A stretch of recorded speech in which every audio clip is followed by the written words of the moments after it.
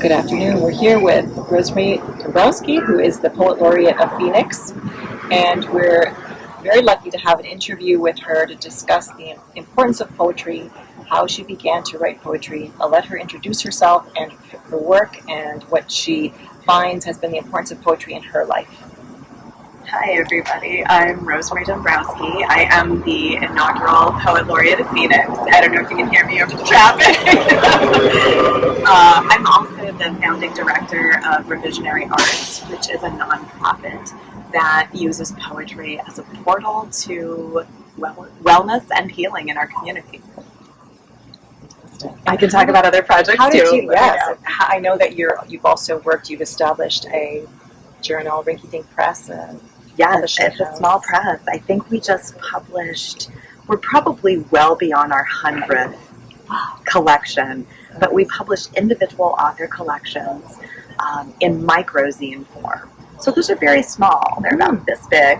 They contain 6 pages. So all of our authors submit about 5 to 6 micro poems that are thematically cohered, and we call that a micro collection. So a lot of people see it as a precursor to a chapbook or a precursor to a full-length collection. But we also have a lot of veteran authors that just think it's cute and cool. Wonderful, yeah. And pocket well. ready, so in the bus. Yes, yes. I think it's an intergenerational thing. It has appeal across generations because it's a zine and because we individually design covers that look really cool, and all of our editors have their own aesthetic, and we all design covers for the authors that we work with. So that's great. I love poets that make poetry cool. It's very hands-on, very DIY. But you're also on the editorial board of Four Chambers Press, is that correct? And how does that work? It was a press that was established in Phoenix about 8 years ago, and it had an amazing community presence, an amazing community ethos. So we focused on community gatherings like farmers markets and food festivals, and we tabled at them. We made sure that we brought our authors out and we were sort of showcasing their work, readings throughout the downtown Phoenix area. And I think we started to change literary culture, if that's even a thing. We started to change literary culture. I think we started to establish one in Phoenix. It's easy for poets to get insular and to host readings in coffee shops and small galleries and read to an audience of other poets. And sometimes you can engender an audience of 50 that way. But I think the real challenge is, can you go out into the community and do something with poetry that's palatable and appealing and piques people's curiosity and makes them want to support the arts, the literary arts in particular, which are not as visible as some of the other arts in major cities, like mural art or performing arts. And so I think that Four Chambers had an enormous impact on how Phoenix as a community viewed the literary arts and what our contributions were to the greater artistic community. And that was a good run. We had about a 5-year run. 5 years, okay. And you did publish anthologies? We published anthologies, and then we were a small press toward the end, and so we also published some single author collections, and that's really sort of what tanked the press. Small presses have to be careful when they don't have a lot of funding. That's a lot to take on when you put out a call and get 500 manuscripts. That can kind of be the death knell of a small press, which is why Rinky Dink only opens once a year for 1 month. We still get 250 manuscripts, but then we feel like we can give ourselves grace. We can take a year to read them, and our authors are really patient with us. So good. That helps. Oh, and I also read that as an educator, I know that you teach at ASU. I do. Arizona State University. Yes. And she teaches literature, women's literature, and poetry, and also journal creation and editorial process. I would love to take that course. I do. It's a fun one. My students and I will take a journal from call to launch in 16 weeks. That is what we've been doing for years. And we started with a journal called Right on Downtown, which primarily focused on creatives in Phoenix. And so we were publishing the work of Phoenicians, and we were also interviewing Phoenicians who were not in the literary arts, but were in some artistic realm and were kind of contributing to the redefinition of arts and culture in Phoenix. So we had a 16-year run with Right on Downtown, and I just retired it to launch Issued Stories of Service, which is a military-affiliated and veteran-centric journal that is sponsored by the Office of Veteran Affairs and also the Piper Center for Creative Writing at ASU. Now, what is the journal that's associated with the medical aspect of things? That's Gray Matter. That is at the U of A Medical School, the College of Medicine. and that's also in downtown Phoenix. I'm an affiliate faculty member over there, so I oftentimes teach second year and third year med students. I write a lot of poetry for them. I show up at a lot of their events, and I curate the poetry pharmacy in Banner Hospital, which I do in conjunction with the women who have started the Compassion Center in Banner Hospital. How beautiful is that? It's a beautiful facility that is dedicated to all staff at Banner Hospital. It's a space for them to practice self-compassion and self-care.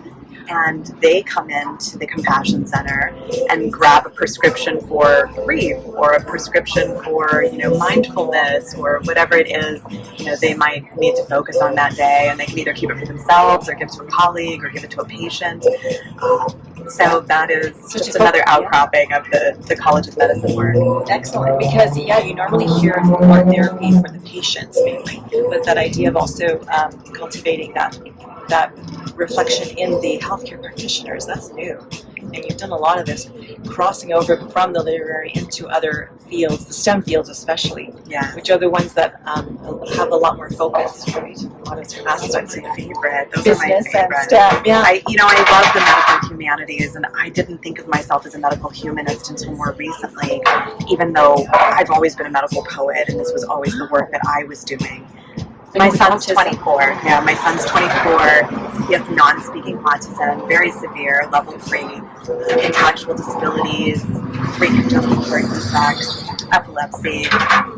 So we have had a challenging life, a lot of medical challenges, a lot of emotional challenges. I've written my way through. I've written for my life. I mean, poetry has been, kind of a lifesaver for me.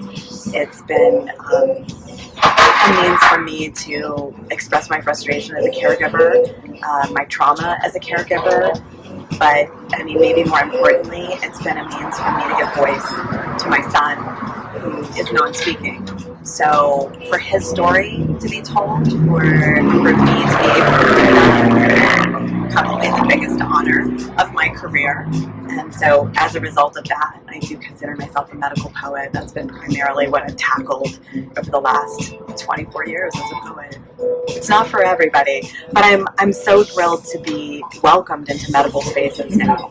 And I think the pandemic had a lot to do with that shift. The openness is there in a way that it hasn't been maybe since the 60s or the 70s.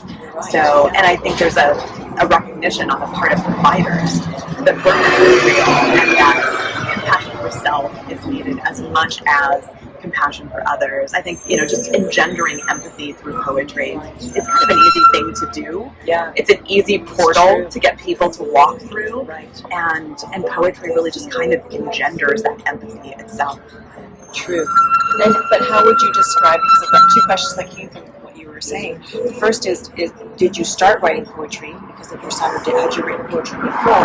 And the second one is the idea of, because there are some people that are intimidated by poetry, and so although it seems to engender empathy when you read someone else's poetry, sometimes they're intimidated to write their own or to have someone else read their own outside of a journal. Sure. So how do you navigate when you're sharing to people that it's so important to use that as an expression to get out there to others? I think in therapeutic spaces it's been pretty easy. Yeah. If you walk into a curated therapeutic space, meaning you know who your audience is going to be, if you walk in with the right poem or the right poems and you present them with those first and you let them sit with those, talk about the emotions and feelings that those poems engender, almost everyone in that workshop is really eager to say something about themselves. They're really eager to delve deeper into those emotions that poem we read together conjured up for them. And so I've not seen a lot of hesitancy in those spaces. Literary spaces are different. Right. The bar is higher. We think about craft. And so it can be really intimidating to read a poem that you wrote in 10 minutes after some masterful poet has just read their poem. And you think mine doesn't really compare. Right. And so, we still feel that, I think, in those literary spaces. But in therapeutic spaces, I don't see that same level of intimidation. That's true. It's more of just a sense of authenticity, as long as it's my experience that I own that. That's right. Criteria. Yeah, that's right. And even if they're uncomfortable with poetry when they walk through the door, I think, And this is me quoting Mark Doty, poetry teaches us how to sit with discomfort. It's one of those spaces that we don't have to stay in very long. It may only take me 30 seconds to read that opening poem at that workshop. And that might result in, 30 seconds or more of discomfort for the participants. But I think once we start talking about the ways in which a poem touches us, or even just a word from the poem maybe attached to us, that changes the playing field. It's not about understanding what the author intended. It's not about cracking the code of the poem, which is what students always think they have to do. Yeah. I think when you present poetry as a portal God, and not something like a code that needs to be cracked, the discomfort that we sit with is minimal, Yes. and then we can start moving into our emotional register, and that responds to the poem. That's where the magic happens. I love that. I have a chapbook called Poetry's Portals, and I totally agree with you because it's that sense of what you're saying. It opens a door that wouldn't have been opened otherwise for you. That's right. To be able to feel that sense of, it's belonging to that space that's grown. And like you're saying, it's a sense of all of a sudden the criteria from the external world is not as important as your own, and that I think is as valuable compared, let's say, to fiction, which takes longer. I think I read a quote in one of the officials who were, when you were introduced as the inaugural poet laureate of Phoenix, they were saying what the impact of poetry would have been. They were talking about that poetry is unique in the arts in that it really has to capture time and a place. It's very sort of intense in that focus, space. So again, I think I'm curious about when you started writing poetry. Was it because of your son, or had you written poetry before? Or? I'd written a lot about poetry before. I think my first attraction to poetry started when I was a toddler. Oh, wow. My mother just passed away, so I definitely want to mention her and give props to her. My mother loved classic poetry. She loved children's poetry. She loved nursery rhymes. And that was how she introduced me to language. And so the first things I memorized were nursery rhymes, the rhyming poems. And that obviously stayed with me my entire life. I didn't think that it was going to come to fruition in this way, that love of poetry. I was attracted to it in high school, but never really wrote it, would not have considered myself a poet. Maybe started to dabble a little bit as an undergrad, but I was never a creative writing student. I never took any creative writing classes. So it really wasn't until grad school that I had some of those cross-listed classes where half the class would be MFA students and the other half would be literature students. And because I was an American Lit student, I took a lot of 20th century American poetry classes. And I'd be in those classes with a lot of the MFA poetry students. And I thought, who are they? It's just a strange world that they live in. Why do they not write critical papers like we do? What's going on with them? And I still never took a class that was a poetry writing class. I never took a craft class. But just communing with them in those spaces, and then sometimes having the option as a final project for those classes to create a little mini poetry portfolio instead of a critical piece, that was really attractive to me. And so I took that option when I had it, because I had enough critical pieces to write. And I still didn't see myself veering in that direction professionally. So it wasn't until the week of my PhD dissertation defense that I had my first poetry reading. I had them both in the same week. And that was maybe the moment at which I thought, I'm probably going to leave scholarship behind now. I think I am.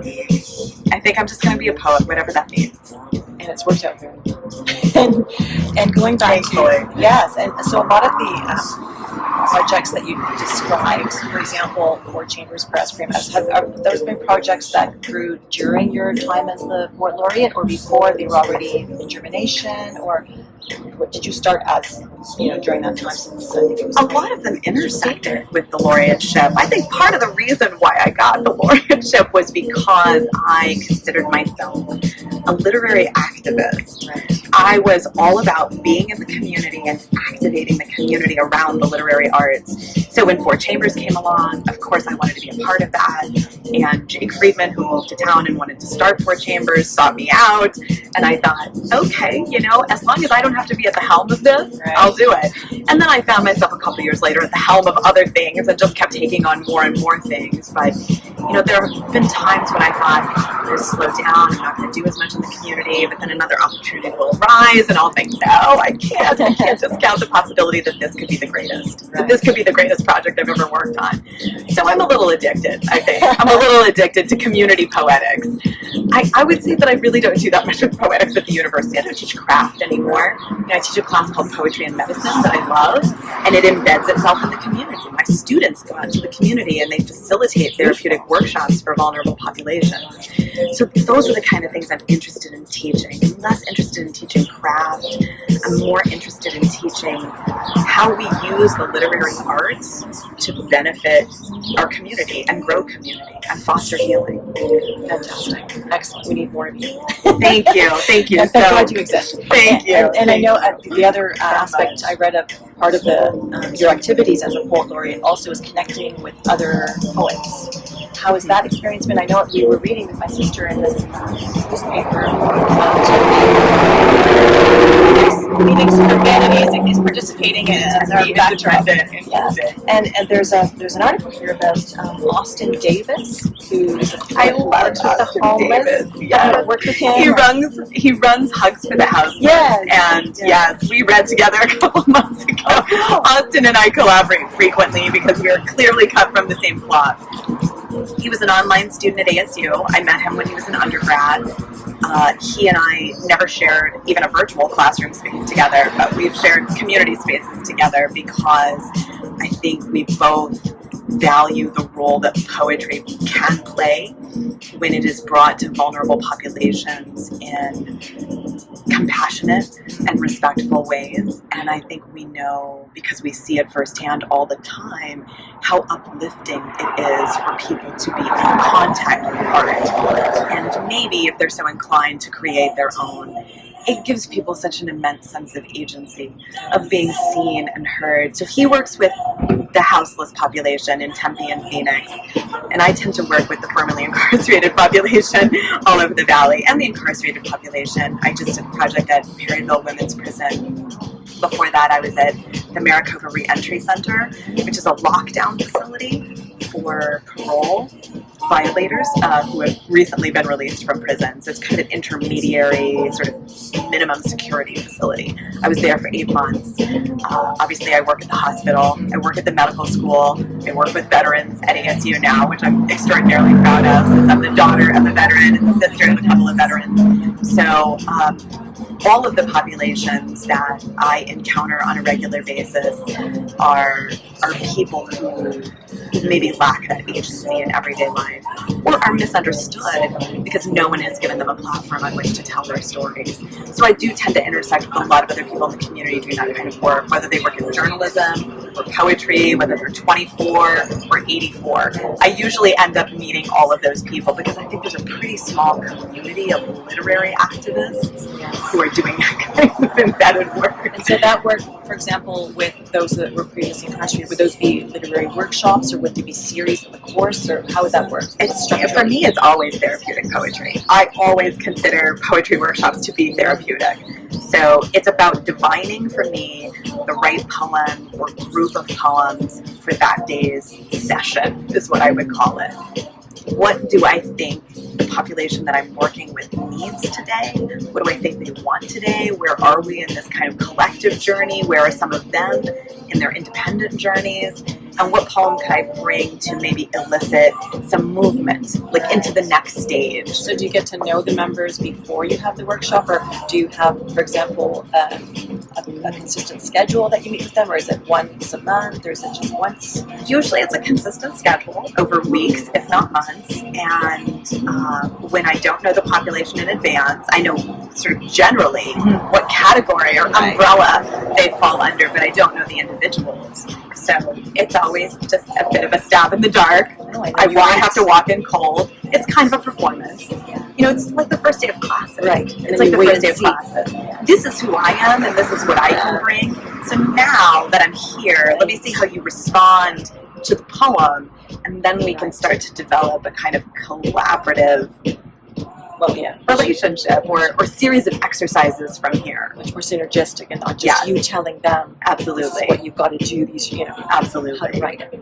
Beautiful. Is there anything else you'd like to share with our audience in Canada? We're with this show, Canada Latino, it represents a lot of different nationalities that are Spanish speaking in Canada. There's a lot of us there from different countries, and for some of us, we come from traditions where poetry is part of daily life, and part of the courses we teach, we often link it with music, for example. It's always so good.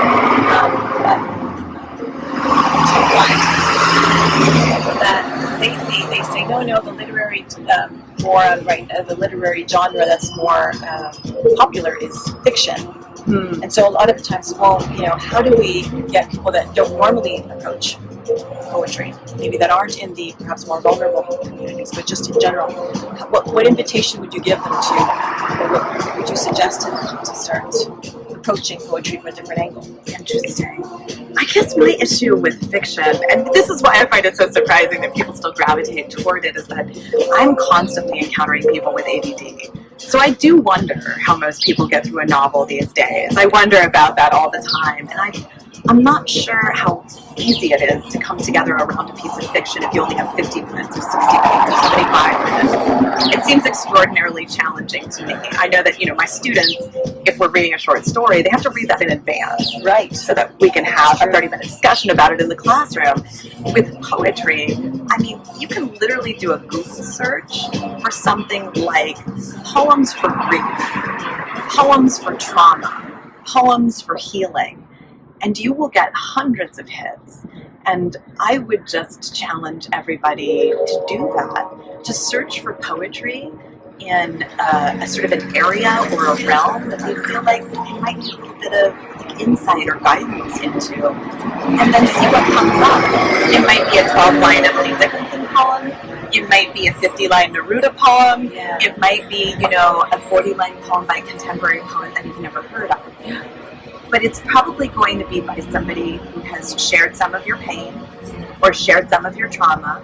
It's probably going to be, a 1-minute read in which you see some aspect of yourself. Yeah. And I think that reflexive relationship that poetry can generate in 30 seconds to a minute is not replicable in any other genre of art or literature. It's just not. It's not. So I would challenge everybody to Google what they need.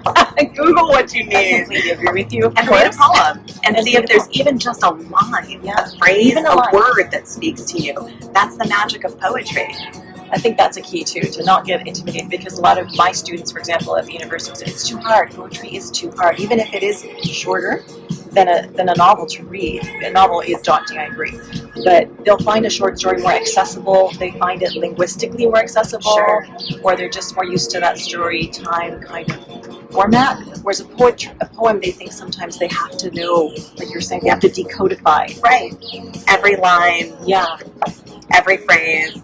And I say all the time when I'm reading Dickinson, I just skip over lines. I skip over lines when I'm reading Dickinson because, she's using a 19th century diction and she's using a 19th century lexicon. Yeah. And so I'm not sure that that's ever fully accessible to a 21st century reader, especially a young one who's not steeped in 19th century literary studies.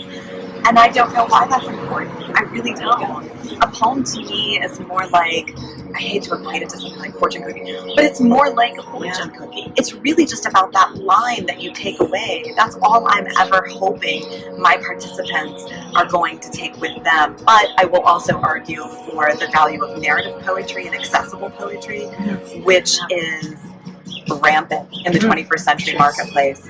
So it's there. We don't have to go back to the 19th century. It's not as though you can't start with 21st century poetry. And I think students have always felt that they can't start with Right. 21st century poetry, but they have to know the entire history Yeah. of poetry, the continuum, as Eliot called it, in order to be able to enter at the right place or to understand, what's going on in the 21st century. Yes. I think that's helpful if you're a scholar of poetry. I'm not sure that's helpful to anybody else. I think it's horrifying to everybody else. Very true. I agree. Yeah, that's true.